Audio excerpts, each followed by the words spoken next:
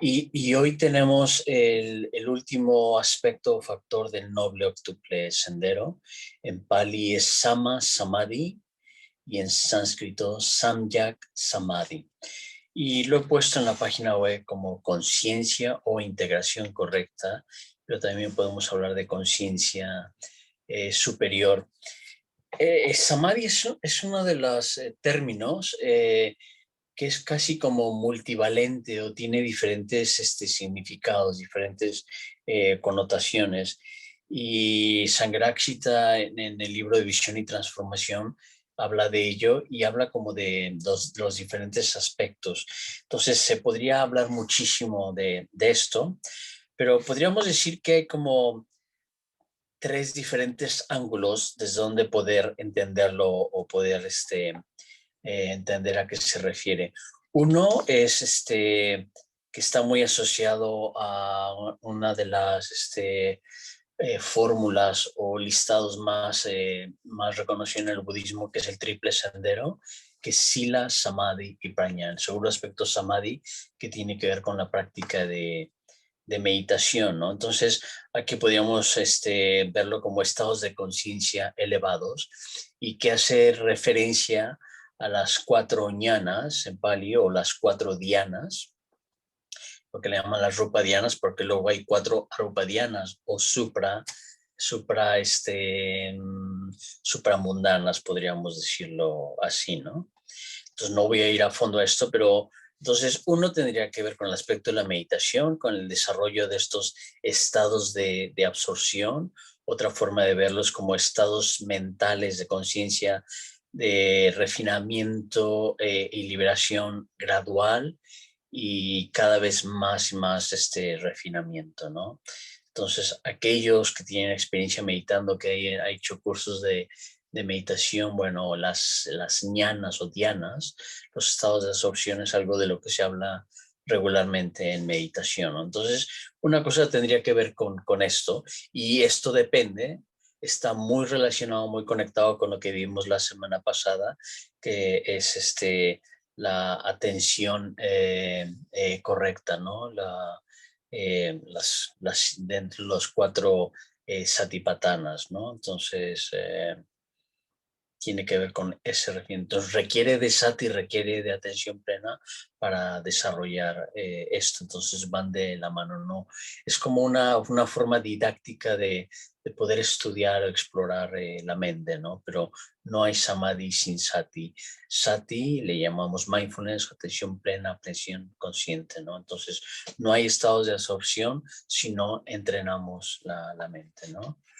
Otro ángulo, y bueno, he comentado que están las cuatro arupadianas, solo menciono de una manera muy ligera que estas cuatro estados de absorción, a veces se llama trascendentales o supramundanos, son como muy, muy sutiles. Se dice que el primero es la esfera de espacio infinito, el segundo la esfera de la conciencia infinita, el tercero la esfera de la nada. Es curioso, nosotros conocemos un miembro de la orden que se llama Akinchana, ¿no? Pues esta esfera se llama Akinchayatena, ¿no? Entonces es como, pero aquí de una manera concreta dicen que es cuando la mente discursiva para completamente. Ya no hay mente discursiva, ¿no?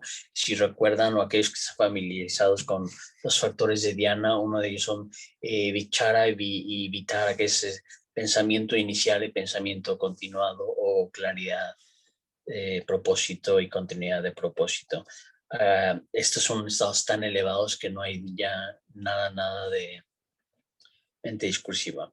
Pero no hay necesidad de ir. Y el último estado de las cuatro arupadianas es de la esfera de ni percepción ni no percepción. O sea, ¿cómo se come eso? Bueno, es un estado trascendental que simplemente es indescribible, ¿no? Pero no es simplemente la nada en el vacío. Me hace pensar un poco lo que decía Kant sobre cómo el aparato cognitivo o digamos nuestra forma de pensar es limitada, no tiene acceso a la naturaleza última de las cosas, ¿no? Entonces, no en el estado humano ordinario, ¿no? Entonces podríamos decir que este es un estado que va más allá del intelecto, ¿no? Que trasciende la cognición, ¿no? Entonces, digamos, esta sería como una forma de ver Samadhi. Otro aspecto que habla también Sangharakshita, y que es muy importante, y que lo habla Maitreya Bando en el viaje y la guía, que tiene que ver con la integración de nuestras energías psicofísicas. Es un proceso de integración.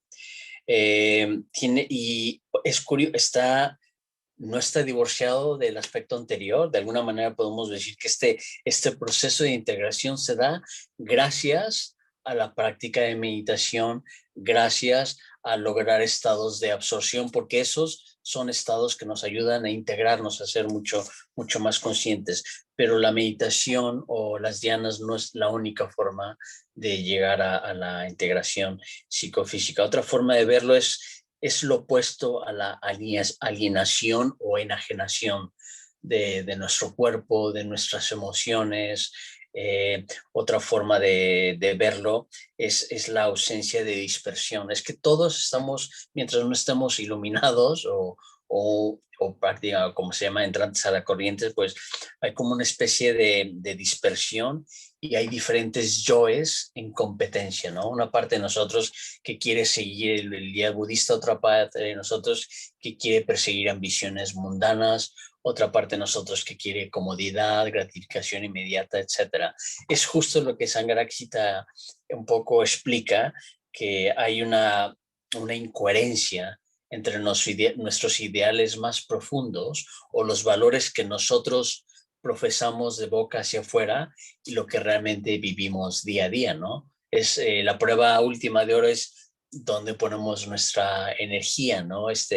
Donde realmente la llevamos en cada instante, cada hora a desarrollar sabiduría o amabilidad, o mucho de eso se va en otros aspectos, ¿no? Entonces, si nosotros tratábamos de responder por qué no hacemos progreso en la vida espiritual, fundamentalmente tiene que ver con falta de integración, ¿no? Entonces hay diferentes aspectos. Primero, claro, necesitamos claridad de la meta, ¿no? Del camino, qué es lo que queremos hacer. Pero muchas veces quizá ya tenemos bastante claridad que queremos desarrollar amor incondicional o meta, que queremos desarrollar atención consciente, queremos desarrollar ética, pero nuestra vida diaria nos confronta constantemente con que todavía estamos bastante lejos de ello. Y la razón de ello es falta de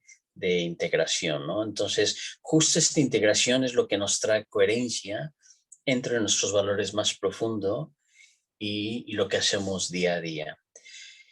Y hay otra forma de verlo, que no sé si ustedes han hecho alguna práctica en el centro budista. Yo lo hice en México y en Inglaterra, y creo que alguna vez me contó Carlos también que lo hizo, que es una especie de dinámica que se habla de tu mandala de valores y prioridades, ¿no?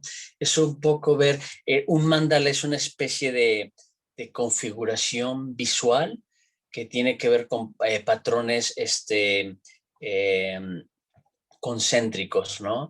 Entonces es un poco preguntarnos qué es lo que informa nuestras elecciones y acciones diarias, ¿no? Entonces, cuando nosotros decimos ir a refugio a las tres joyas, la idea es que todas nuestras actividades, todos nuestros roles, ya sea de profesionista, de papá, de mamá, de jefe, de empleado o de lo que sea, pues un poco que esté informado por los valores más elevados. Entonces, la idea de tener las tres joyas en el centro de Mandala es justo que cualquiera que sea nuestra actividad o nuestro rol, como esté informado desde ahí, porque tiene un efecto integrador, ¿no? Entonces, esto es un poco lo que estamos buscando, y es otra forma de ver la integración. Entonces, Samadhi se puede ver como esta forma de integración de nuestras energías psicofísicas. Y por último, que también está relacionado, pero es otro ángulo, otra forma de verlo, es un estado de concentración, eh, no puramente intelectual o cognitivo, pero fundamentalmente cognitivo, pero que requiere la integración de las emociones. Es un estado de Sangharakshita lo describe un poco como la idea del rayo láser. Es un estado de concentración e integración como condición al insight. Es, digamos, la condición fundamental para la percatación. Y la percatación es justo lo que nos lleva a la sabiduría, a praña, ¿no? Entonces, hay grandes percataciones y hay pequeñas percataciones, ¿no? En México decimos que nos cayó el 20, o, finalmente lo he entendido, es como este proceso de repente obtenemos profunda claridad de algo que nos estaba quizá haciendo mucha mella o nos estaba afectando durante años y finalmente entendemos algo quizá de importante en nuestro patrón de conducta, en nuestros hábitos y tiene un efecto, ¿no? A veces alguna enseñanza del Dharma o algo con respecto a la vida. Por ejemplo, a mí me hace pensar un poco la primera vez que escuché las cuatro nobles verdades, cuando decía que esta vida, este samsara, es un mundo de sufrimiento, hubo algo para mí como un pequeño vislumbre que yo sentía profundamente que esto era real, ¿no? Que igual con la impermanencia, ¿no? Entonces, para que sea un insight con mayúsculas, realmente afecta completamente tu vida, ¿no? Entonces podemos tener pequeños vislumbres que, digamos, nutren nuestra fe, nuestra confianza, que nutren nuestra determinación para seguir el camino y podemos tener otro tipo de vislumbres que de hecho tiene un efecto muy positivo en nuestra vida, ¿no?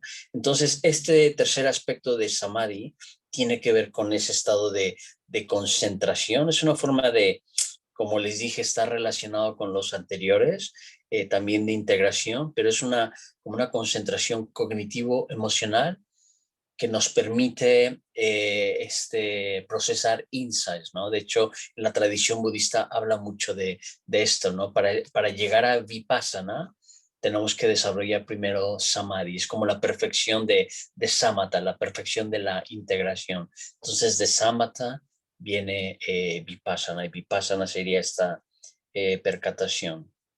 Entonces, he comentado un poco en qué consiste, y en pocas palabras, un poco quisiera comentar, bueno, ¿por qué es importante Samadhi? Samadhi es uno de los términos que más se mencionan en la filosofía budista, que hay mucha teoría, pero es muy, muy, muy práctico. Hola, Catherine, bienvenida. Es muy práctico, se menciona, como les dije al principio, en el triple sendero de Sila, Samadhi, Praña, o ética, meditación y sabiduría. Se menciona en las 5 facultades espirituales, siendo la central Sati o atención plena o como nosotros le llamamos ya mindfulness. Y luego está el par de Samadhi, que se equilibra con Virya, que es energía virtuosa. Y es muy interesante ver cómo están estos dos pares, ¿no? Entonces, Samadhi requiere de Virya y Virya requiere de Samadhi para estar en equilibrio. No puedes llegar a un estado de Samadhi sin energía, ¿no? Pero energía sin Samadhi es desbocada, ¿no? Entonces, es una cualidad refinada de energía, ¿no? Entonces se mencionan estas 5 facultades espirituales, las otras 2 del otro par son prañá y sada, sabiduría y fe o convicción, confianza, ¿no? Y también se mencionan los 7 factores de iluminación, siendo samadhi el penúltimo, antes de llegar a upeka, que upeka es un estado como de iluminación, un estado de insight, ¿no? Otra vez hago correlación a este estado anterior como de concentración, ¿no? Como un rayo láser. Entonces, es muy importante porque es justo, es uno de los aspectos más prácticos, ¿no? Se menciona una y otra vez en muchos pasajes del canon Pali, en referencia a la sabiduría, en referencia a la práctica de la meditación, en referencia al entrenamiento de mente y corazón, ¿no? Entonces, por eso es que es tan importante. Yo en alguna ocasión les comenté que, bueno, que yo estudié filosofía y estaba fascinado por la filosofía de los griegos, luego de los estoicos, que me parecía bellísima y muy, muy, muy mística. Era como muy discursiva, pero no te planteaba una metodología práctica, un camino por donde empezar, ¿no? Y el budismo hace la gran... podemos encontrar muchos paralelos del budismo con los antiguos griegos, que de hecho el budismo sería unos 500 años más antiguo, ¿no? Pero lo interesante es que el budismo sí te provee un camino muy práctico de cómo entrenarte. Y Samadhi no tiene que ver tanto como teoría, te da un poco de teoría para decirte hacia dónde vas, pero fundamentalmente tiene que ver con entrenar mente y corazón. No puedes desarrollar Samadhi si no entrenas atención consciente. Entonces, he dicho un poco por qué es importante y la pregunta del millón, bueno, ¿cómo desarrollar Samadhi, no? Y es un poquito regresar a puntos que hemos estado explorando bastante. Recuerden que yo he mencionado que Sangharakshita dice que el budismo fundamentalmente habla de métodos directos de integración o métodos directos de entrenamiento y métodos indirectos. Entonces, el método directo para entrenar la mente es la meditación. Y aquí Samadhi juega un papel fundamental, pero Samadhi en esta primera connotación o significado de estados elevados de conciencia, de las dhyanas, ¿no? Entonces, ¿cómo desarrollarlo? Pues hay toda una metodología. Y aquí es donde lo que aprendemos en los cursos de meditación. Nos familiarizamos con la práctica de seguimiento de la respiración, Anapanasati, Metta Bhavana.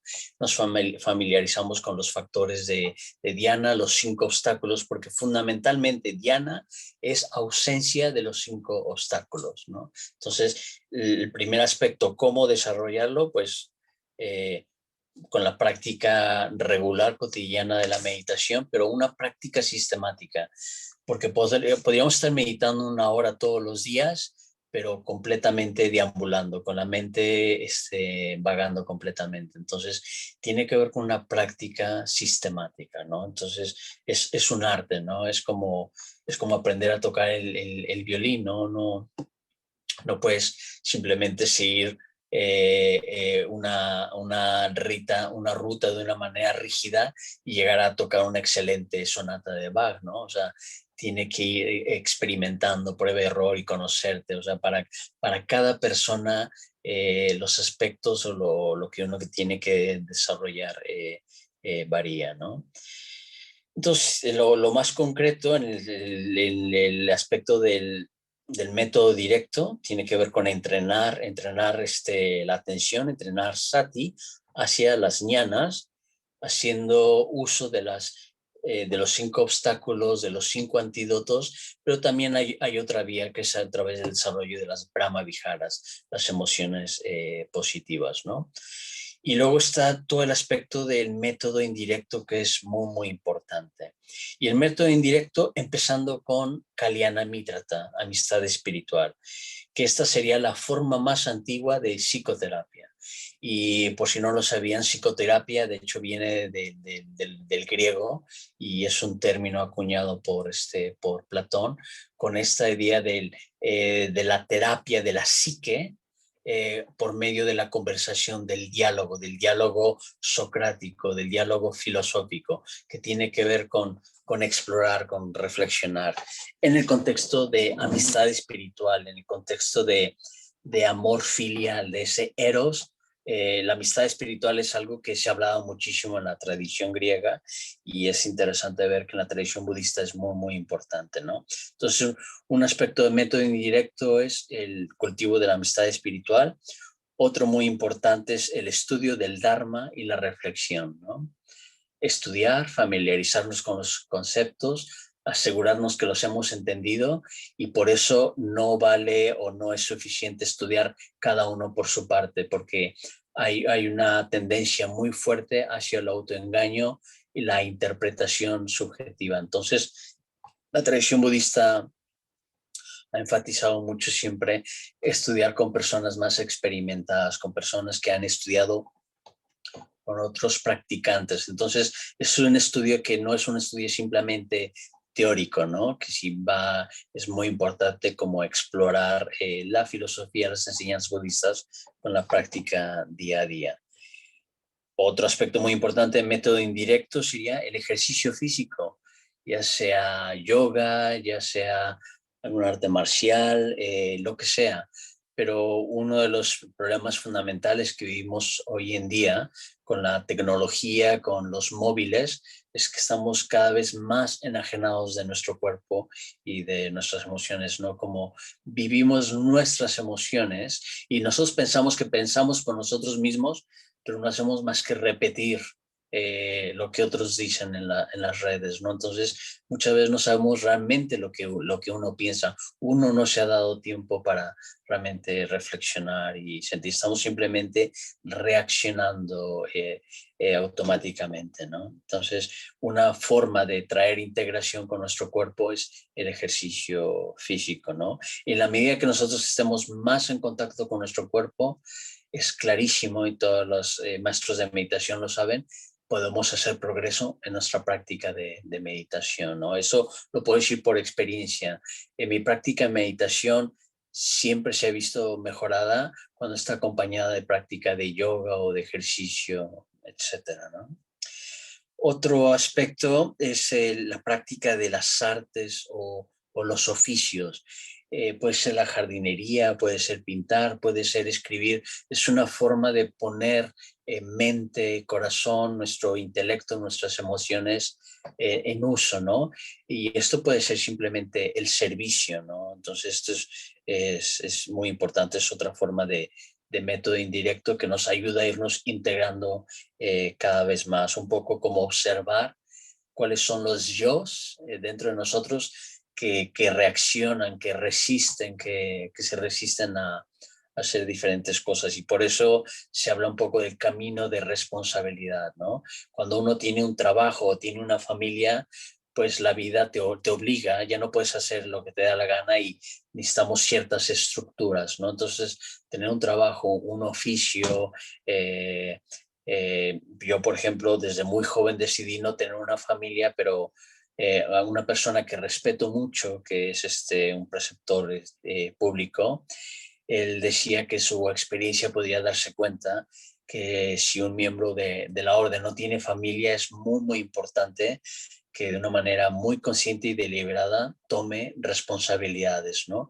Porque si no, la vida puede llevar una vida completamente hedonista, ¿no? Y para mí ha sido muy claro, los momentos que no he tenido una responsabilidad es donde pues más estados mentales torpes llegan, ¿no? Entonces, bueno, pues el trabajo, la responsabilidad tiene un factor integrador muy importante. Y luego también se habla de rituales, de pullas, eso es otra forma de invocar nuestros aspectos no intelectuales que a veces los tenemos muy sumergidos, ¿no? Entonces, puya de Pali, es lo que nosotros llamamos rituales. Literalmente puya se traduce como worship, es como devoción, pero tiene que ver con la práctica de la reverencia, tiene que ver con el desarrollar rituales. Todos tenemos rituales, el problema es que muchos de estos rituales o hábitos son negativos y la idea con los rituales es un poco programarnos positivamente a través de las pullas para recordarnos constantemente pues nuestros objetivos espirituales, nuestros valores más elevados. Ese es el gran valor de los rituales, ¿no? Y el pequeño ritual que se hace en la mañana antes de meditar o una vez a la semana cuando estamos nosotros en reuniones de capítulo, reuniones de ir a refugio, aquellas que estén eh, no sé si estén familiarizados, las reuniones de capítulo son como reuniones semanales que tenemos miembros de la orden para explorar de una manera consciente nuestra práctica, ¿no? Y lo hacemos de una manera muy personal, simplemente a veces como compartiendo cómo ha ido nuestra semana y con qué estamos trabajando en aquel momento, ¿no? Qué tipo de veneno, qué tipo de reto se está trabajando en el momento, y los que están en el proceso de entrenamiento se les llama grupos de ir a refugio, ¿no? Y es en el contexto de Kalyana Mitrata, ¿no? En el contexto de amistad espiritual. Y un último aspecto, pero porque podría mencionar otros, pero que es muy importante, es ir a retiros, ¿no? Retiros, tanto retiros de meditación o retiros sobre algún tema budista, y retiros solitarios. Estos son muy importantes, se enfatizan en toda la tradición budista, ¿no? Entonces, podría decir más, pero lo dejo ahí para que lo abramos un poco a preguntas y comentarios. Cuando estabas comentando, Samadhi, el aspecto directo que es la meditación, y estabas comentando que cada uno debía de averiguar cuál es la forma de meditar más conveniente o la que iba a sacar mayor partido de ello, pues yo es que estoy ahí en esa faceta. Cada vez me pongo a meditar de una manera, entonces Mm, espero que alguna vez dé con ello, pero todavía estoy investigando. mm, mm. Entonces, ¿cuándo sabes tú que realmente dices, bueno, pues este es mi método y realmente es lo que ya, de esta manera ya debo de meditar siempre? Mm. ¿Cómo lo percibes? Es tu método. A ver, pero no sé si estás hablando de alguna práctica en particular o. Sí, por ejemplo, la meditación de la respiración, pues la hago una temporada y cuando ya llevo un tiempo, pues noto que la mente se me va distrayendo más. Mm, mm, Por ejemplo, ahora pues estuve leyendo sobre la meditación trascendental, que medita sobre la sensación de paz mm, y bueno, pues sí, me noto muy a gusto, mm. pero también voy notando que también me voy distrayendo, entonces, Sí. no sé. Mira, bueno, me acabas de dar una clave. Para empezar, hay tantos tipos de meditación. Simplemente el Canon Pali menciona lo que le llaman 40 kayatanas, diferentes tipos de meditación. Pero las meditaciones más tradicionales en el budismo son seguimiento de la respiración y metta bhavana, y luego están prácticas de visualización, etcétera. Lo que yo te recomiendo, Carmen, es que realmente te dediques a un par de prácticas, pero no más, y con una tradición, porque si no te va a confundir muchísimo, porque te van a dar diferentes indicaciones. Y puede ser que para uno les funcione más una que otra. Yo no quiero de ninguna manera asegurarte, porque no puedo yo tener toda la seguridad que nuestro método es el mejor. De hecho, no es nuestro método. Anapanasati y Metta Bhavana son budistas, pero hay cosas muy particulares en el cómo lo enseñamos. Yo cuando hice el máster en estudios budistas, me llamó la atención que había otros maestros que enseñaban seguimiento de la respiración de otra manera. De hecho, un poco manipulando el ritmo de la respiración, un poco como lo hacen en yoga. Pero este es un error, porque si te vas a Canon Pali no es como lo dice. Entonces, lo enseñan de diferentes formas, ¿no? Entonces, yo te sugeriría que a veces llevamos años y creemos que ya sabemos meditar, pero a veces va muy bien entrar con una mente de principiante, como si empezaras completamente de cero. Si hicieras un curso de meditación y como si no supieras nada y siguieras realmente las indicaciones. Y, por ejemplo, realmente seguir los 4 estadios como dice.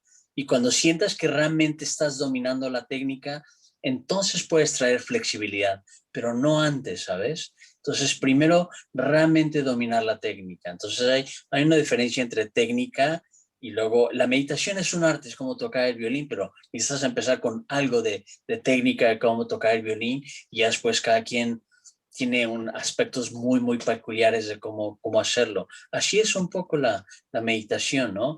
Pero claro, si tú estás haciendo meditación trascendental y otros hacen Kundalini, pues no estamos hablando el mismo idioma, ¿no? Yo te podría hablar de cómo lo hacemos aquí y cómo me ha funcionado, ¿no? Entonces, hemos hecho retiros. Para esto es ideal hacer un retiro, porque es una forma como muy intensa, muy concentrada de cómo entrenarte en la meditación y que es súper útil, que te puedes llevar a casa. De hecho, para mí, lo que me ha como el parteaguas que cambió profundamente mi meditación fue hacer curso y luego hacer un retiro solitario concentrándome en el libro de Kamala Shila, ¿no? De meditación y siguiendo paso a paso pues cómo trabajar con los obstáculos, cómo trabajar, entender a qué se refería cuando habla de los factores de Dhyana, y las 4 Dhyanas y cómo familiarizarte con ello, ¿no? Entonces es un arte, ¿no? Entonces,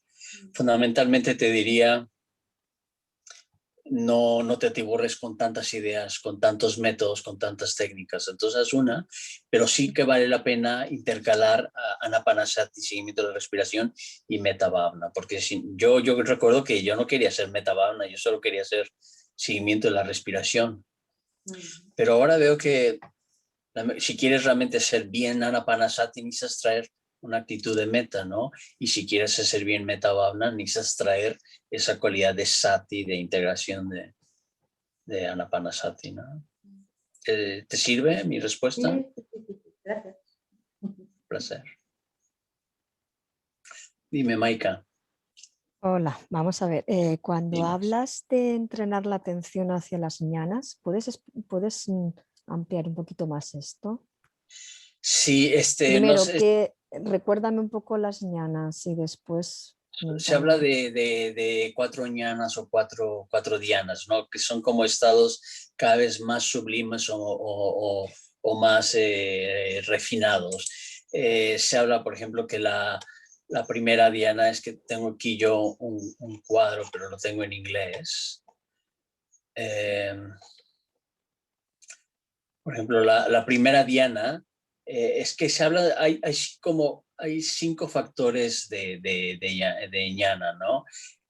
Uno es como lo que le llaman Chitta Eka Yana, que es como el enfocarnos a un solo punto, mantener el objeto de meditación. Otro aspecto tiene que ver con pensamiento inicial o claridad de propósito, y el otro es pensamiento aplicado o continuidad de propósito. Estos son como los 3 cognitivos. Luego hay 2 emocionales, uno que le llaman éxtasis, piti, y el otro es una forma más refinada que le llaman bliss en inglés, como felicidad, ¿no? Entonces, estos 5 aspectos se van mencionando. En la medida que vamos vamos en la primera diana están presentes estos 5 aspectos. En la segunda diana ya no está este pensamiento inicial y continuado, solo está la atención concentrada y está piti y sukha, o sea, este estado de éxtasis y de sukha. En la tercera diana solo está concentración y este estado sublime de felicidad, y en la cuarta diana está solo ecuanimidad, ¿no? Entonces, esto puede sonar como muy abstracto, ¿no? Pero aquí, de hecho, lo más importante, lo más útil, es que la diana es un estado libre de los 5 obstáculos. Entonces, lo más importante es familiarizarte con los 5 obstáculos y los antídotos, ¿sabes? Ujú. ¿Y dónde puedo encontrar mayor información? Cuando hablamos de, por ejemplo, Este, en algún libro de Sangarasita o algún, sí, mira, donde podemos ampliar un poco más la información de los no hay un libro obstáculos. de Sangharakshita que hable específicamente, bueno, sí que lo habla, en Visión y Transformación habla un poco de esto, Ujú, sí que lo habla en diferentes libros, pero de una manera más sistemática y clara, que desafortunadamente creo que todavía no está la traducción al español, el libro de Kamalashila de meditación. No sé, porque hay un equipo de México que ha traducido muchos libros, pero sí te encuentras más información en el libro Cambia tu mente de Paramananda, que lleva años traducido y que siempre se ha vendido en el centro budista. Sí, lo tengo. Y, vale, pues en ese creo que en ese encuentras, ¿no? Es en Cambia tu mente, ¿no? En el Cambia tu mente. Y en los cursos que hacemos regularmente de meditación, nosotros pasamos notas y hay notas, pero creo que ese material lo encuentras en la página web, ¿sabes? Entonces, si quieres, recuérdame un día, mándame un WhatsApp, a ver si te lo puedo encontrar, o Carlos, le mandas un WhatsApp a Carlos y está en la página web, en la parte de meditación, ahí te puedes encontrar un poco de notas y que habla de ello, ¿no? Pero entonces, como podemos tener la teoría, pero no sirve de mucho, sí, hacemos un curso y hacemos un retiro, ¿sabes? Entonces, sobre todo estos aspectos que son tan prácticos, leer un libro no va a servir de mucho. Sí, es pero muy es un poco diferente para si te llevas el conceptualizar. libro y estás, por ejemplo, yo me fui a un retiro solitario de 2 semanas, entonces yo me leía un párrafo y me ponía a meditar. Era muy, muy práctico. Meditaba más de lo que leía, ¿sabes? Eso sí que puede ser muy útil, pero sentarte y simplemente leer un libro de meditación sin la práctica, no. Entonces, y yo, por ejemplo, los cursos que he hecho de meditación sugiero mucho que lleves un diario, ayuda mucho, y que te vayas familiarizando realmente con los 5 obstáculos. Yo les podría recomendar libros en inglés. Hay uno buenísimo que se llama, Lee Brushington. Sí, para aquellos que puedan entender inglés les puedo recomendar, pero en español no estoy seguro. Muy bien. Muy bien. Gracias. Quería comentarte, no sé si lo has explicado en la charla o no, pero resulta muy interesante cómo lo expone Subhuti en el libro de Sangharakshita, Una nueva visión, de cómo Sangharakshita reflexiona sobre el sistema de meditación que conviene aportar a lo que sería Triratna, ¿no? Efectivamente. Y cómo insiste mucho en primero hacer un tipo de meditación, calmar la mente, y luego ya poder pasar a Vipassana. Y un poco en contraste con lo que se pudo encontrar cuando llegó a Londres de grupos que hacían meditaciones un poquito Vipassana directamente, sin pasar por Samatha, y que mucha gente había algunos que acababan con problemas psicológicos y demás, ¿no? En fin, no sé. Muy bien. Igual estaría bien que contaras un poquito sobre cuáles fueron las reflexiones de Sangharakshita y demás, ¿no? Al hilo un poco de lo que preguntabais antes, de qué tipo de meditación puedo hacer o qué no y qué tal, ¿no? Sí. Y luego te quería preguntar, perdón, sigue.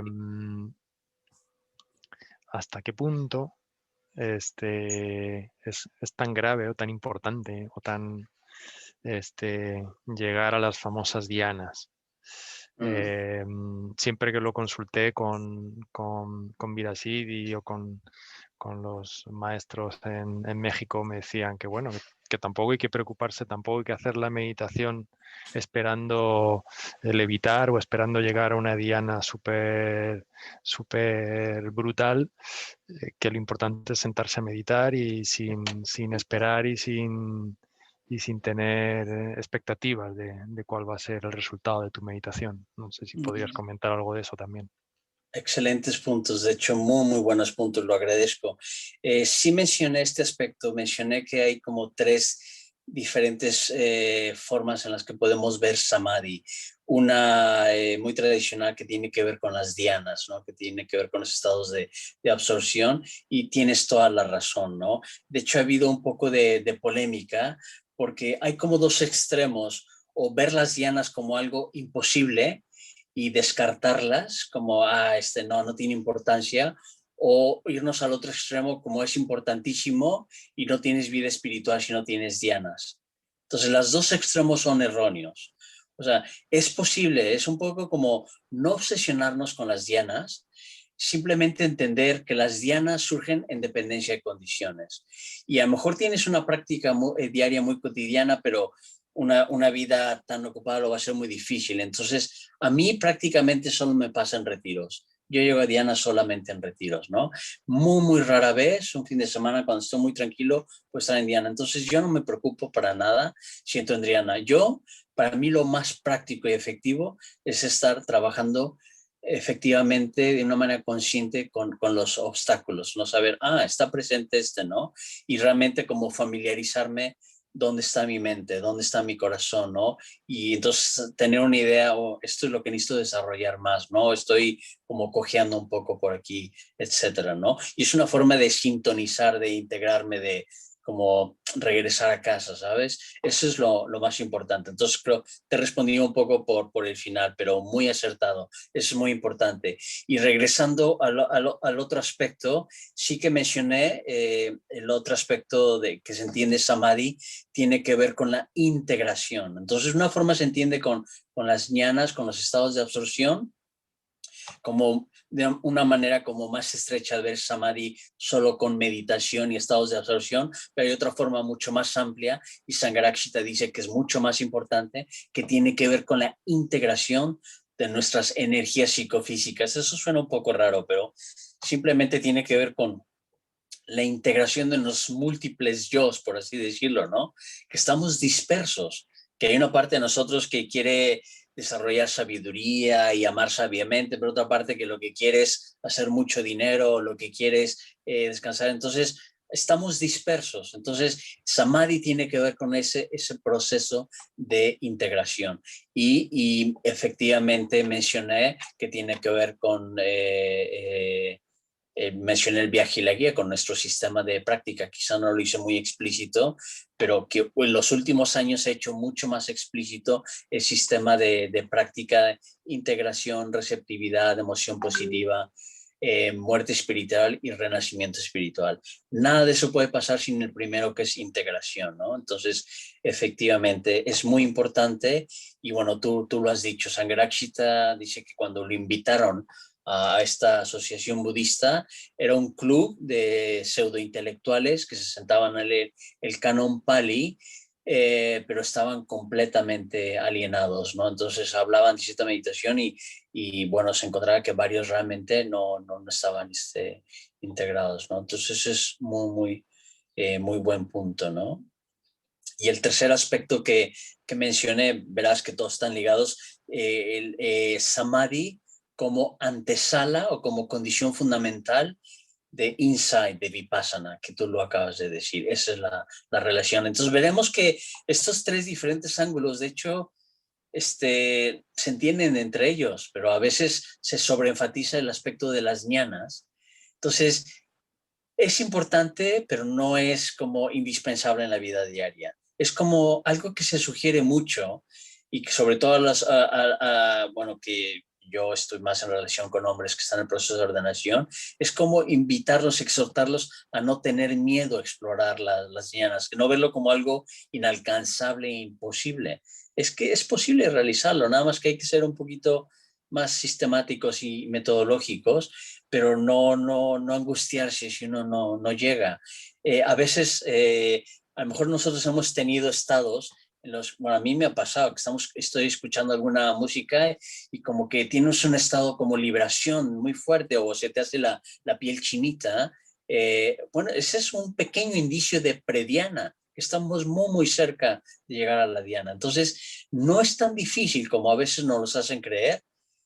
Y vale la pena practicarlo, pero sin apegarnos, sin que se nos vaya la vida ahí, sentir que no somos verdaderos budistas porque no llegamos a Diana todos los días, ¿sabes? Entonces, como evitar estos dos extremos, descartarlo, decir que no es importante, o el extremo decir que es como lo más importante, si no tienes Diana no eres budista y no estás practicando. No. ¿Te respondo? Muy bien, muy bien. Gracias. Muy oportunas tus preguntas. Sí, cuando tú hablaste como de las tres maneras en que se puede entender Samadhi, que el segundo aspecto sería el refinamiento de los estados mentales. Entonces, se puede entender que es pasar de esos estados mentales torpes de odio, avidez, ignorancia, e irlos refinando a estados mentales hábiles de amor, ¿cómo es? Sabiduría y generosidad. ¿Se puede entender así? Sí, porque recordemos que Diana es ausencia de los 5 obstáculos. Pero qué bueno que haces esta pregunta, porque podemos hablar de estados, estados pequeños que entramos en Samadhi, pero que no son permanentes. Se habla como de picos. Entonces nosotros podemos, es posible que nosotros tengamos una especie de insight o un vislumbre gracias a un pico de Diana, ¿sabes? Y que tenemos un pequeño vislumbre, pero como estamos desintegrados, como Samadhi no nos ha empapado completamente, es un instante o son unos instantes.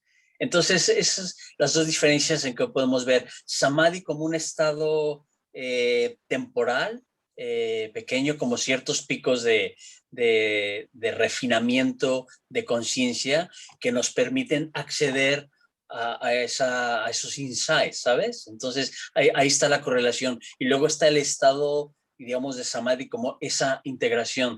De hecho, si en el Canon Pali se ha hablado como de 4 imágenes de cómo se puede presentar Samadhi. La primera Diana, la imagen, es como en la antigua India aparentemente usaban un tipo de hoja de un árbol que lo pulverizaban y que lo usaban como jabón, pero cuando se mezclaba con agua, se volvía completamente compacto y era completamente absorbido, completamente integrado. Entonces el Buda decía que más o menos ese era el primer estado de Diana. Es muy interesante. Es cuando se homogeniza completamente, es como, hablando químicamente, es como un estado de homogenización perfecto, ¿no? No es como tú pones agua y pones aceite y se separan, ¿no? Pero si tú pones agua y leche, lo bates, se pueden homogenizar perfectamente, hay una integración, ¿no? Entonces, es curioso que en la primera Diana el Buda hablaba de es como una pompa de jabón, que era una sustancia natural que es como que se usaba como jabón, ¿no? Entonces, aquí podemos hablar de Samadhi, como esos picos de refinamiento mental, de conciencia, que para llegar a esos picos requieres por lo menos temporalmente una ausencia de los estados mentales, porque los obstáculos son estados mentales torpes, ¿no? Kama Chanda es avidez, ¿no? Es por estimulación placentera. Está Vyapada, que es rechazo o en todas sus formas, hostilidad, resentimiento, odio, la historia. Luego está aletargamiento, pereza, está la duda, la indecisión, que nos hace poner inquietos, ¿cuál me falta? De los Ignorancia. 5 obstáculos. De los 5 obstáculos, perdón. De los 5 obstáculos. Sí, la ansiedad que vienen para es ansiedad e inquietud, ¿no? Entonces, cuando hay mucho, pues no puedes. Pero sin embargo, y lo puedo decir por experiencia, no requieres eliminarlo por completo para tener un poquito de este sabor de Diana, ¿no? O sea, tiene que estar como que casi como si liberaras el 80%. Entonces llega un momento que lo puedes reconocer, mira, ahí estoy yo con esa avidez, pero te das cuenta que tienes avidez o que tienes una historia, pero como que es muy liberadora. Entonces cuando entras a la Dianas hay una experiencia de liberación y puede que te dure, puede que no te dure, dependiendo. En retiro solitario, a mí me toma por lo raro unos 3 días en establecerme. Los primeros 3 días es descansar, es como aterrizar, y ya después es más natural, ¿no? Y con esto no los quiero desanimar. Si ustedes están en condiciones que ahora les es imposible ir a un retiro solitario, continúen con su práctica diaria, ya sea de 20 minutos o de 40 minutos. 40 minutos es un buen promedio, es un buen mínimo. Hay que empezar con 10, 15 y tratar de llegar a unos 40, ¿no? Entonces, pero es cuestión de práctica, ¿no? Y confianza y olvidarse. Si tienes llana, pues bien, si no, no. A veces yo para nada estoy buscando la llana, tengo una práctica de visualización y es curioso, es como contradictorio. Estoy como trabajando muy consciente de un estado torpe que logro librar, ¿no? Que está una parte de mí está atorada y está con resentimiento y de repente se libera. Entonces puedo experimentar pequeños momentos de liberación, ¿no? Entonces, que a veces lo sientes con la piel se te eriza, a veces yo siento que se me abre el pecho, o es un profunda paz, ¿no? En la medida que tienes más práctica de Dhyana es menos dramático, es ya le das menos importancia, simplemente se nota como placer, es un estado muy placentero de paz, ¿no? Y a veces, mira, pues después de muchos años de darme cuenta, no, pues he podido ver que de hecho sí que experimento Dhyana, pero como yo pensaba que Dhyana era algo súper difícil de llegar, pues no. Entonces, no hay que darle demasiada importancia y es más fácil de experimentarlo. Pero es muy importante, quizá si hablamos demasiado y con todo el mundo, a lo mejor ahí hay un poquito de apego, ¿no? Depende con qué lo hablemos. Si estamos hablando con amigos de confianza y sabemos que no tenemos una necesidad de impresionar o de llamar la atención, puede ayudarnos, puede estimular, ¿no? Entonces, hay momentos en los que es apropiado hablar de ello y en muchos momentos no. Si tenemos duda, quizá mejor callar, ¿sabes?